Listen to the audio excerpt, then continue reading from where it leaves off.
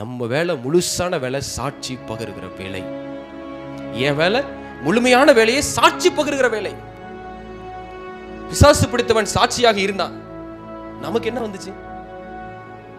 புரிஞ்சிட்டீங்களா? வெக்கப்படுறோம், சந்தேகப்படுறோம், தயக்கப்படுறோம், பயப்படுறோம்.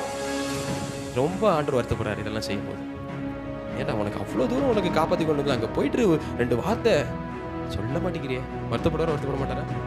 வருத்தப்படுவார். சில சமயங்களில் சாட்சி சொல்ல யாராவது வாருங்க அப்படின்னு சொன்னால் சில இடத்துல வர்றதே கிடையாது. எனக்காக நீங்களே சொல்லிருங்களேன். வீட்டில் இருக்கவங்களே சில பேர் சொல்லுவாங்க, உனக்கு நடந்தா நீ போய் சொல்லு, நான் சொல்ல முடியாது. அப்படிதானே?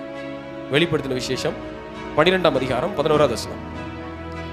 மரணம் நேரிடுகிறதா இருந்தாலும் அதற்கு தப்பும்படி தங்கள் ஜீவனையும் பார்க்காம ஆட்டுக்குட்டியின் இரத்தத்தினாலும் தங்கள் சாட்சியின் வசனத்தினாலும் அவனை ஜெயித்தார்கள். சாத்தானை விரட்டுறதுக்கு நம்ம சாட்சிகள் போதும்.